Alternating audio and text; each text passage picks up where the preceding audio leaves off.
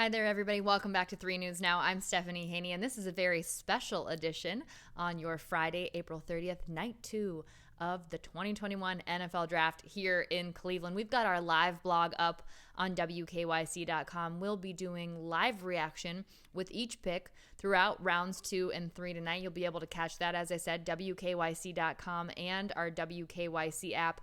Before the night is over, 73 total players will be selected in the second and third rounds of the 2021 NFL Draft. It kicked off tonight at 7 p.m. Our Cleveland Browns, of course, have one pick in round 2 and 2 picks in round 3 as things stand right now. Of course, anything can happen in these later rounds in the draft. Anything can happen in the earlier rounds of the draft. So we don't know if the Browns might move things around, but if that does happen, you will hear it on WKYC.com. The Browns have the overall number 59 pick in round 2 and the overall number 89 and number 91 picks in round 3. Now, in the first round, each team has 10 minutes to make their selection. In round 2, each team has 7 minutes. So this will go a little bit more quickly than it did yesterday. And then in rounds 3, 4, 5, and 6, each team has 5 minutes to make that selection. And in the final round, round 7, each team has 4 minutes to make the selection. Again, tonight, going through rounds 2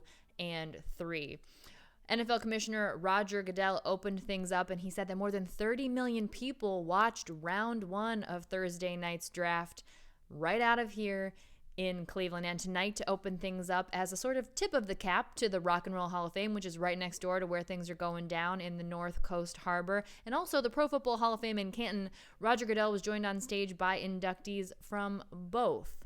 And probably a testament to us being here in Cleveland, Steelers legend Franco Harris was on stage with him, and he received some boos. Now, Roger Goodell's used to receiving those boos. It's kind of become a thing at the NFL Draft, but Franco Harris probably getting the special treatment being here in Cleveland because you know how it is. We've got that rivalry with those Pittsburgh Steelers, and today, much clearer skies, very sunny out there, but a little bit deceiving because it is cold. That wind is a blowing, and it is not warm in downtown Cleveland tonight, especially being right off the waterfront, that Lake Erie.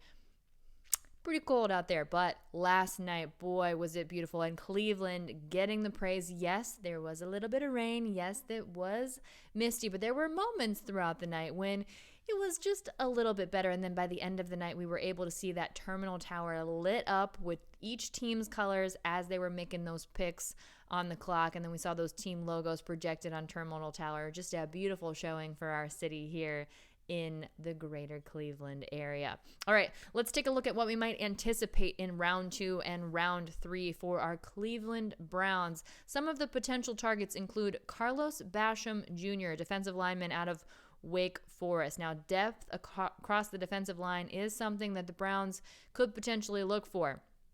Basham, 6'5", 285 pounds. He's got the size to play inside and possesses the explosiveness and athleticism to play outside. This is according to our 3 News sports analyst, Ben Axelrod. There's also Rondale Moore, wide receiver out of Purdue.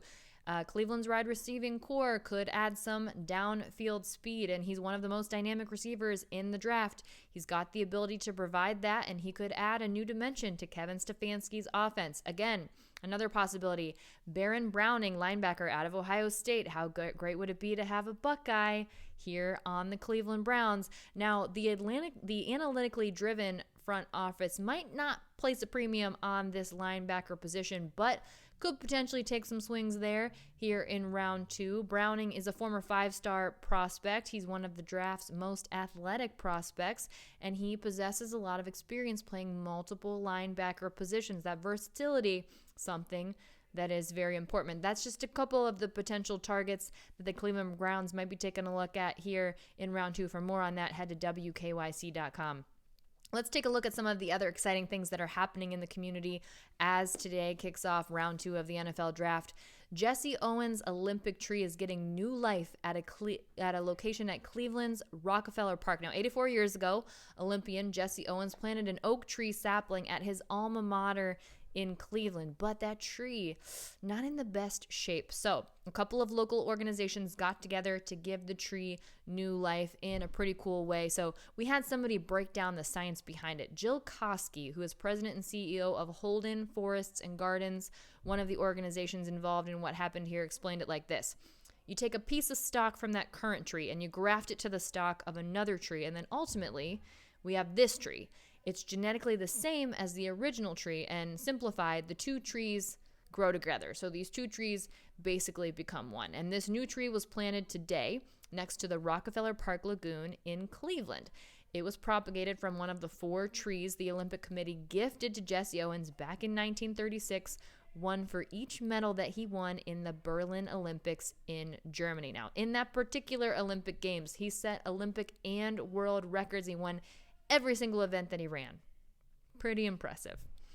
That old tree, the one that was not doing so great, it does still stand at James Ford Rhodes High School. That's in Old Brooklyn on the west side of Cleveland. But like we said, not in the best health. But these tree experts were able to take cuttings of that tree and make several new trees, just like the Rockefeller tree. So you'll be able to find those. Those are going to grow, get ready to be put in new places around the area. And in case you weren't aware, if you're in town, or maybe you just weren't aware, we've got a statue of Jesse Owens in downtown Cleveland. It's in the Fort Huntington Park. This is at the corner of West 3rd and Lakeside. If you're going to the Browns Stadium, if you're going to the entrance that's closest to the flats, that's kind of the way you would go, and you can see that statue there celebrating Jesse Owens. Another cool thing happening in the community today, the Cleveland Browns held a groundbreaking ceremony for a new field at Shaw High School. This is in the East Cleveland School District. Now, this is the 10th high-quality synthetic turf field that's been installed in Northeast Ohio by the Browns. Now, this is part of a program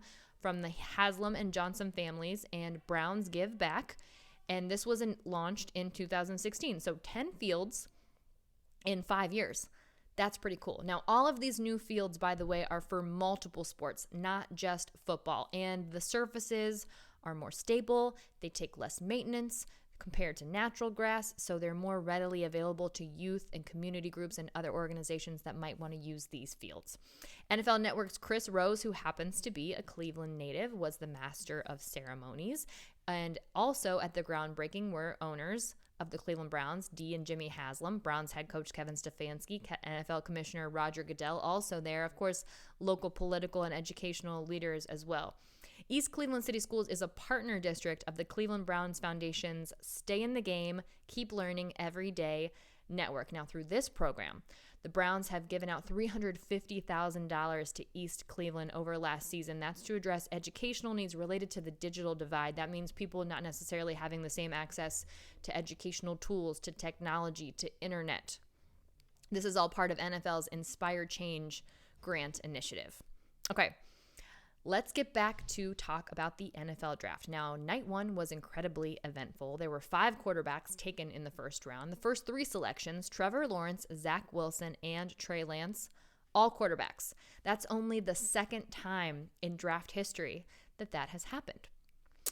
The Cleveland Browns went with a cornerback, Greg Newsome II, and they are getting praise for that. Let's take a look at some of the reviews that we saw come in for that pick. Pro Football Focus called it an elite choice. They said that the Browns are one of the NFL's smartest teams, and they attacked one of the most valuable positions in the game. That Newsome is a very good prospect. He has incredible value here at number 26. He's battle-tested, and obviously definitely celebrating that pick by the Cleveland Browns. Now, NFL.com's Chad Reuter said you can't have enough cornerbacks. He gave it an A. He said that Newsome should have been picked much earlier, so the Browns got an excellent value getting him at number 26. They say he's got the size, strength, and the speed to match up against any NFL receiver. That's what we like to hear.